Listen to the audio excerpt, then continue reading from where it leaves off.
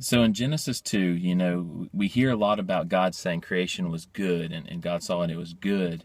And then toward the end of chapter 2, God says something is not good. And what it is that man should not be alone. And this is interesting because God did this, right? God could have made Adam and Eve at the same time, man and woman at the same time, but he didn't. And he did that to show a picture of something. And so we learn from Ephesians 5 that the relationship between a man and a woman, a husband and a wife, is the relationship, a picture of the relationship with Jesus Christ and the church. And Paul says, Paul was the one that the Holy Spirit used to write that book, Ephesians. He said that this was a mystery and that this is something bigger. In other words, he's talking about this thing, and he makes it sound like this is a bigger deal than human romance.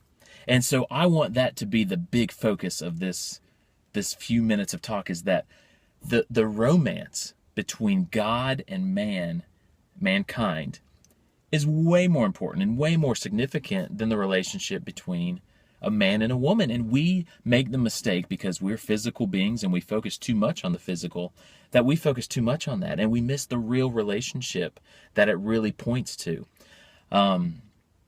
Because it goes on to say that he caused Adam to go to sleep, and he took a rib from him and he made the woman out of man.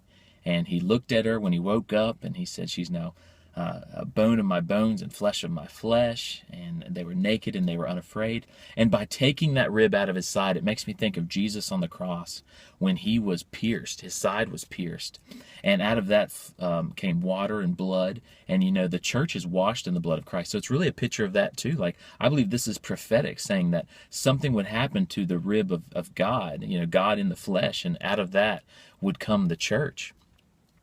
And so what do we do with this? Well, what we do is we respect the picture. This romance is a picture, right? So we don't get to call the shots. When we embrace homosexuality, we're saying we don't respect the picture. When we embrace adultery and polygamy, why was there polygamy in the Old Testament? Easy answer. Because in Galatians it tells us that God was dealing with two groups of people in the Old Testament. He was dealing with Jews and Gentiles, and through Jesus Christ they are joined into one. So why was polygamy not promoted by God, but he allowed it in David and Solomon and many others?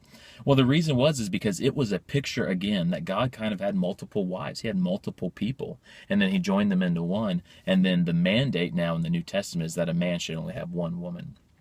So respect the picture, right? Marriage is a gift from God. It's a temporary thing. Humans are not going to be married to each other in heaven. And so until we get to heaven, while we're still in this world and this current life that we have, where we get to be romantic with each other, respect the picture. Just respect the picture.